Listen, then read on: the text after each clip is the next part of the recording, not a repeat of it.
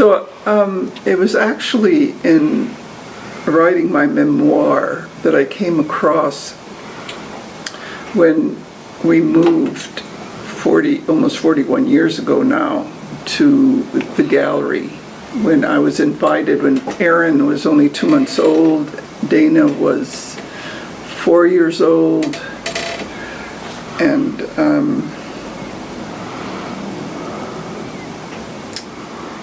I couldn't separate my art from my life. I was making altars out of my pregnancy experience, and I was making altars about birth.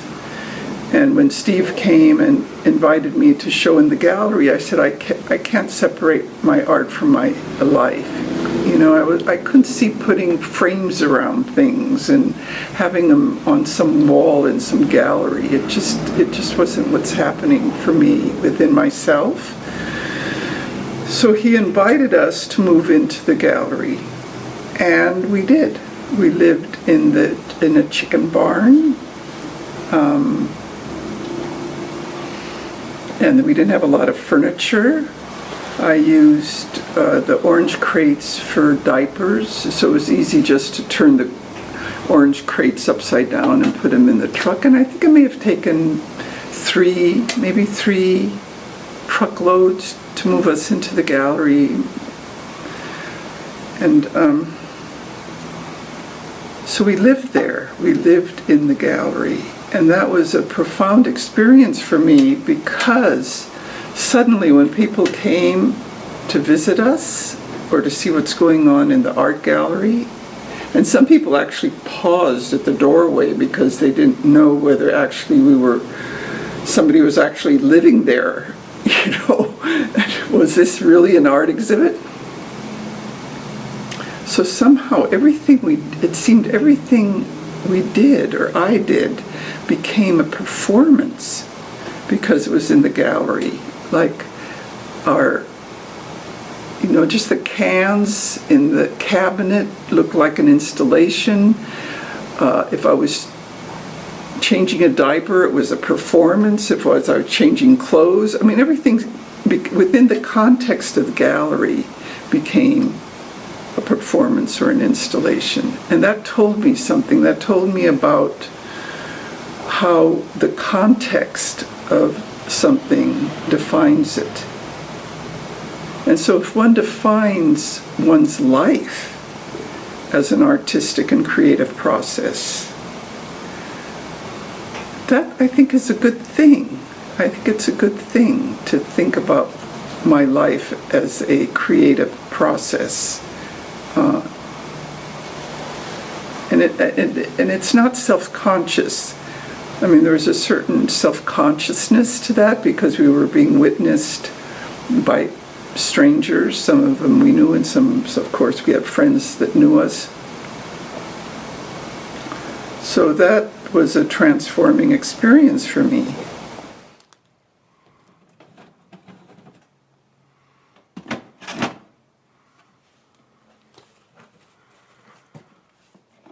So what are you doing here? Well, I'm going to clear my whole studio out so I can move into it and live in it. That's what I'm doing. And it's a big job because I've accumulated so much. Yeah, I've accumulated so much. I have a lot of stuff, a lot of art supplies, a lot of them which I don't use. And so this is also going to give me an opportunity to go through everything. So it's sort of like a purging in a certain way. Yeah, it feels good. It feels good, but it's going to take me the summer to transform everything.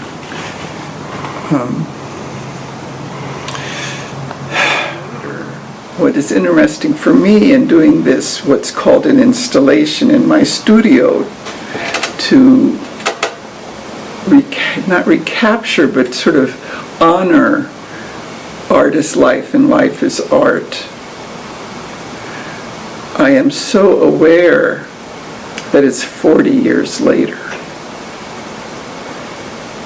You know, Erin is now 40, Dana's 44, Kathy just turned 50, though she wasn't living with us at the time that we moved into the gallery.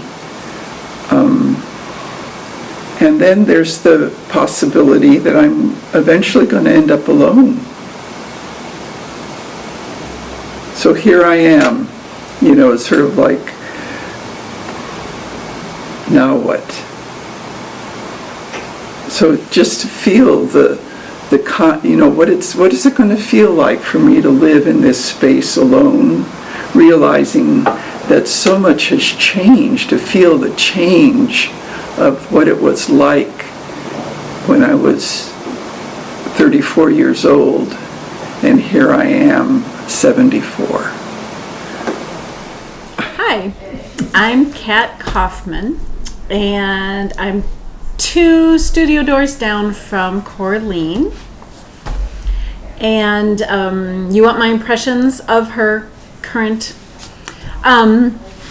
First off, I was amazed when she told me about this sort of living art experiment that she and her family did in, what was it, 78? 79? Something like that. Anyway. Must have been 78, yeah. Okay.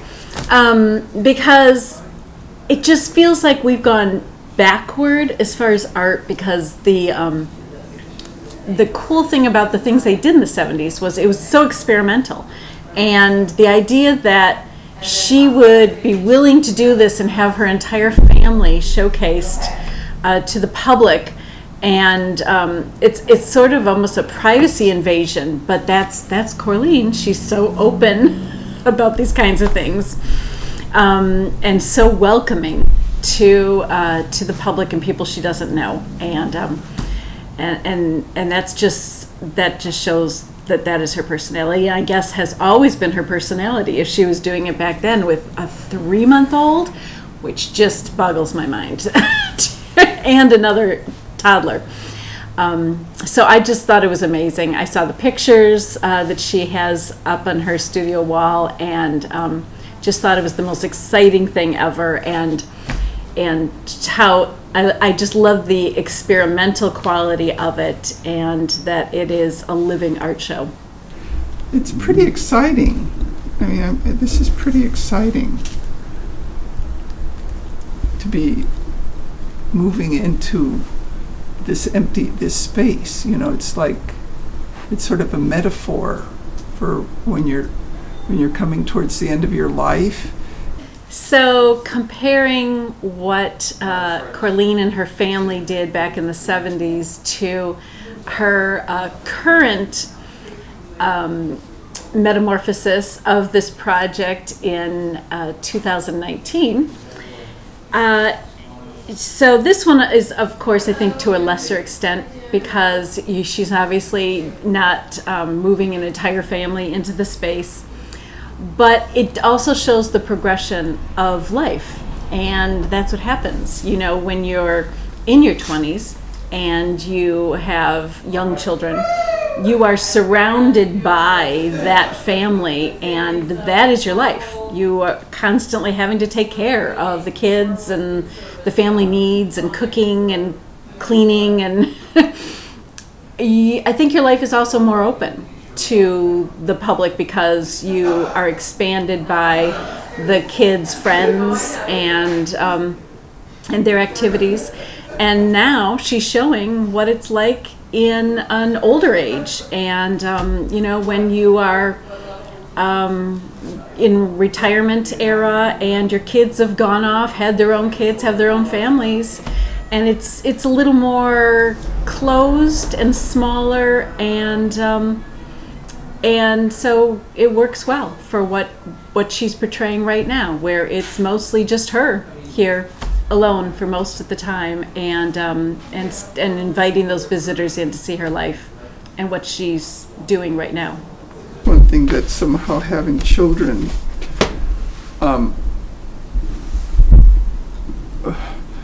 really mobilized me. When I had any free time, it became precious free time, and it kind of focused me into what is it that I was calling me, which was my art and journal keeping and dance, and eventually getting my master's. And I think that was all because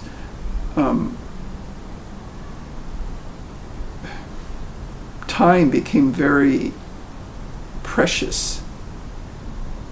I needed to to follow something in that time. Whereas without children, it was like, oh, I'll do it when I do it, or I don't know. It really shifted something very deep inside of me. And here I am without children,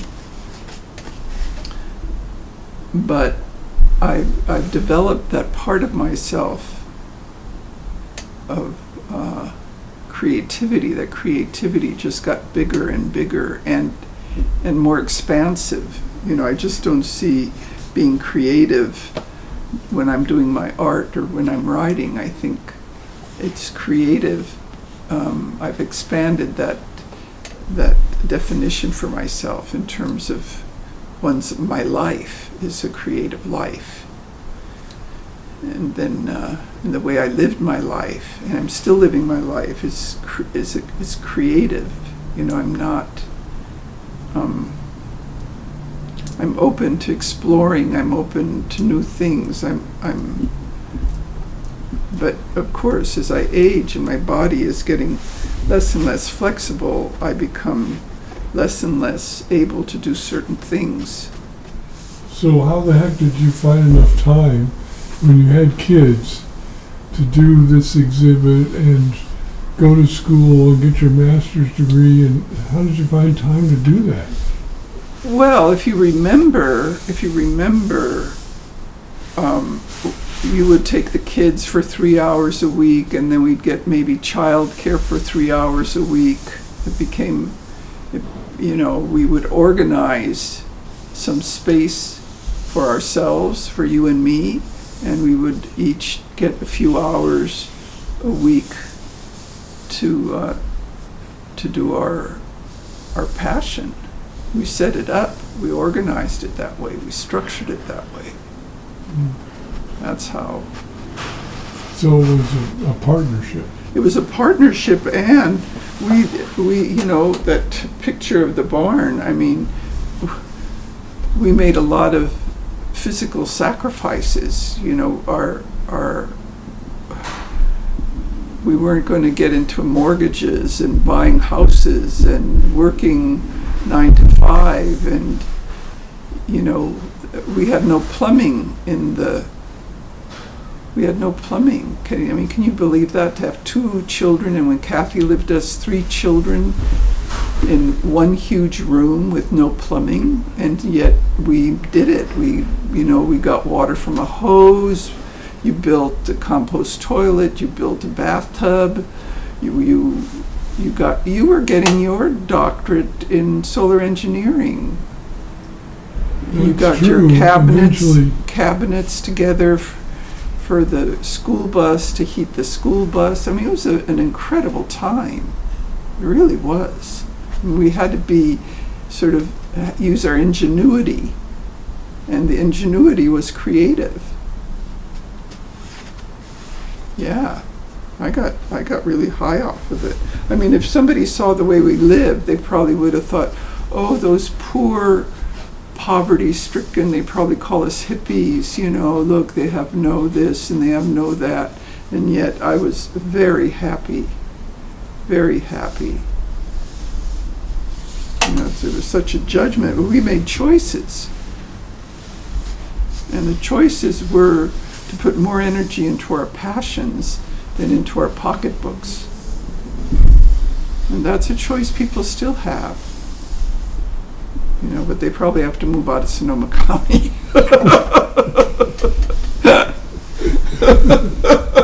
It's not funny. So what do you think about me living next door to you? Well, I don't know if I'm going to enjoy having a noisy neighbor.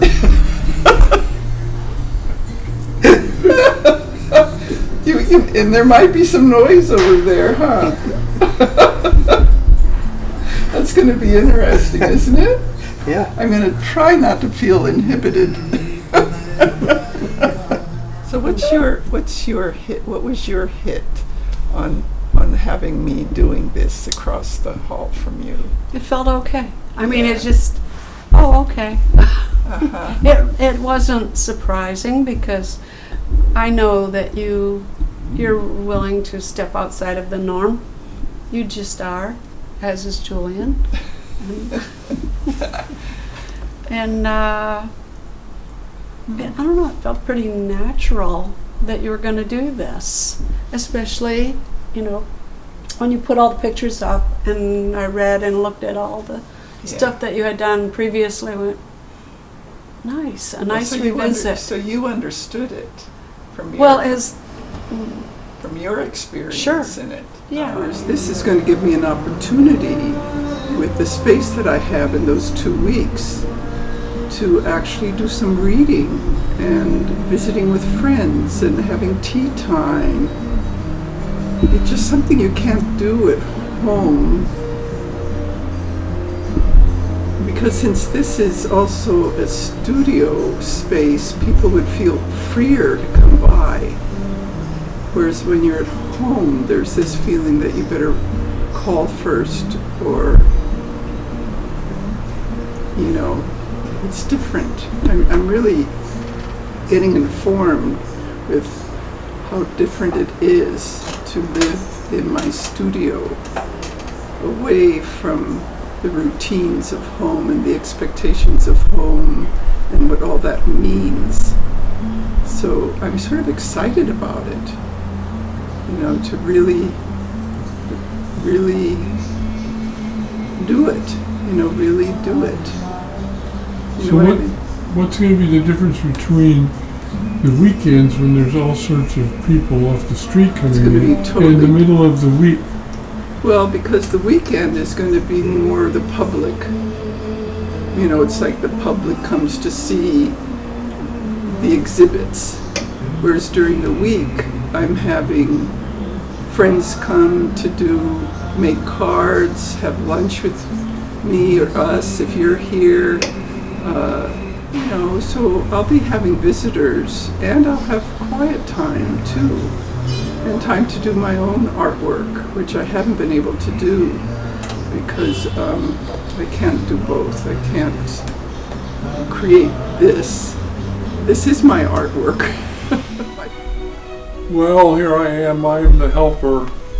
I help bring stuff in and hang paintings, and I made the frame for this lovely bed over here. Okay, here I am. I'm trying to figure out how the wonderful legs got them cut, but it's probably good to put one here and one here.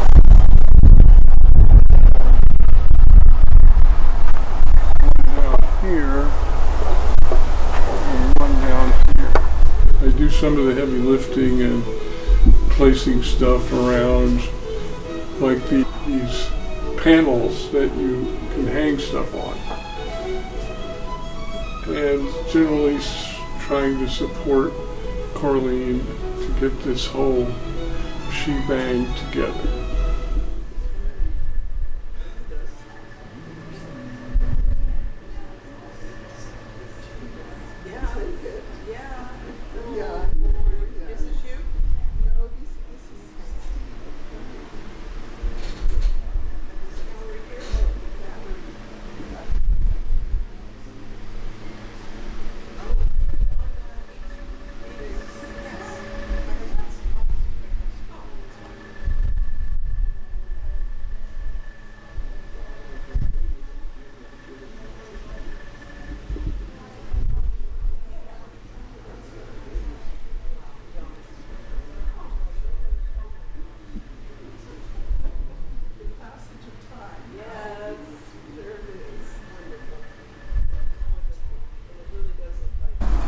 So, for me, what was interesting after this whole experience is that 41 years ago, when we lived in a gallery, first of all, we were the only exhibit, so that people came, some of them knowing what to expect, that this was life is art, art is life, a family, and artists, children were living here. Whereas having this hallway filled with artwork and people coming here to see over how many studios, those that did not stop to read the history of what I was revisiting would not know what I was doing. So they would maybe peer into the door and think it was a cozy art studio rather than a space that was being lived in. So, perhaps if I had a video going here that explained all this, they may have stopped because everybody's so tuned to screens now. But to actually stop and read and look at the photographs, it didn't really happen on a big scale. And what was also interesting for me is that the children, because I had a sign there saying, come in, feel free to rest, to, et cetera, et cetera. The children would come in and do art because they didn't have the mindset yet of what they didn't have a preconceived idea of anything really. My name is Ruby and I am 11. So Ruby, what's your favorite thing in this particular studio so far? What's your favorite thing? I like the printing press and the skeleton. The skeleton. So, do you do much art? Yeah. Like what kind of art do you do? I like doing pencil art and watercolors. It just speaks to me because you are so authentic. You feel like you don't have a mask or a facade. You share your truth, and that touches me. And then I feel that generosity from you because you just inspire the kids, and you let them play. They will probably remember, one day. So today I'm just going to take this down and see what's next. Yep.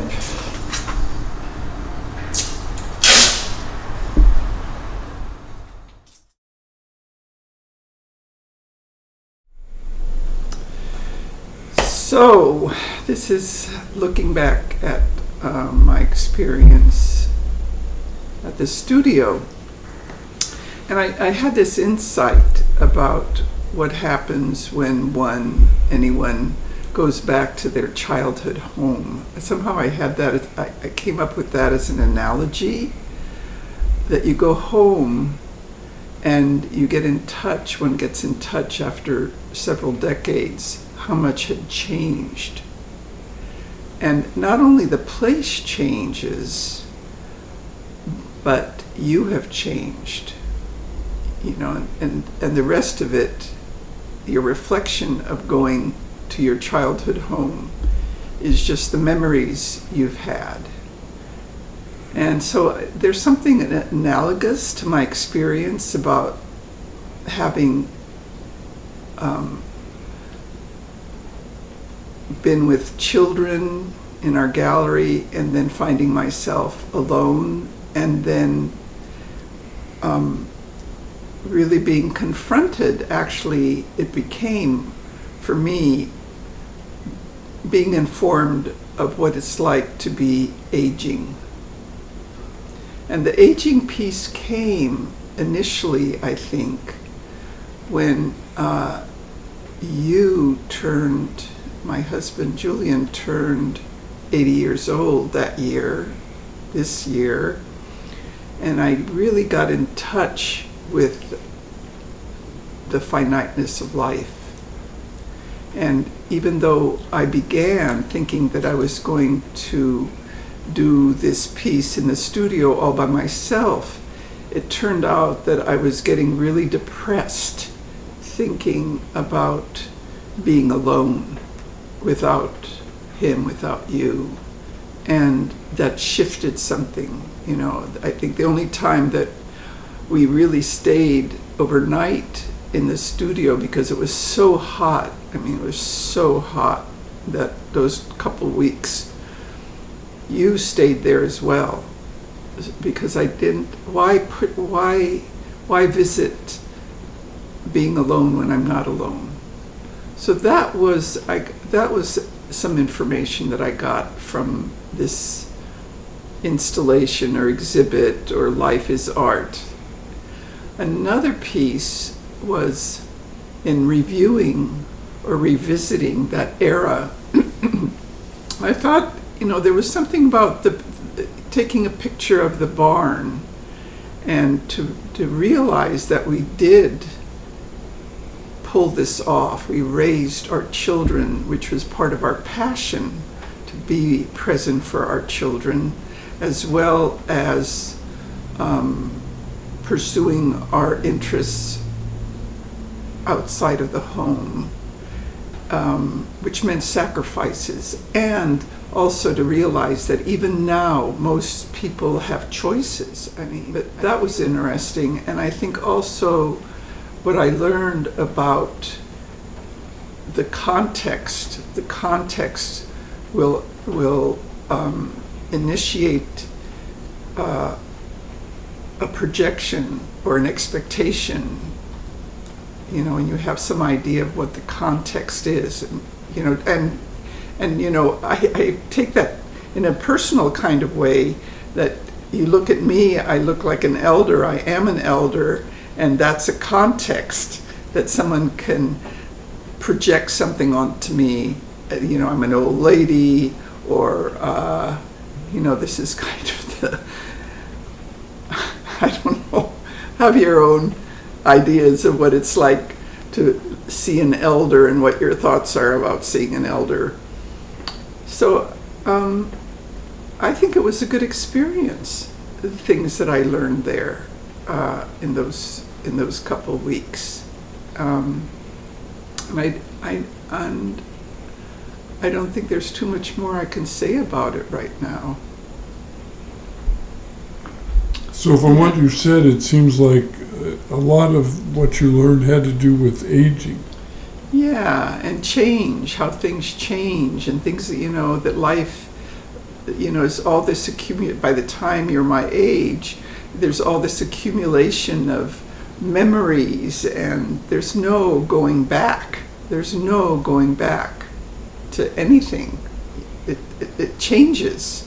I change, the situations change. So just looking forward to the next moment, to the unknown, and to live life fully and creatively, and that to me is one of the most, and of course embracing my family and my love for you and my friends, and keep working towards, if we could just make this you know, this planet a safe place and a good, sustainable place for our children and our grandchildren to grow in. That is a big wish for me. So when you had this idea of this revisiting the Live in the Gallery, did you expect any of these insights, or they were sort of a surprise? Yeah, it was all a surprise. I just liked the idea of it, and I liked the idea of it, and see, you know, it's sort of like taking, you know, going someplace new in a certain way, you know, another possibility, another experiment, an adventure. You know, you don't always know what's going to happen in this adventure. Yeah. So would you say overall for you it was a success? You're Oh, yeah. satisfied with what your insights? Yeah, absolutely. Absolutely. Because I was motivated and inspired. You know, that was my art form for this summer. And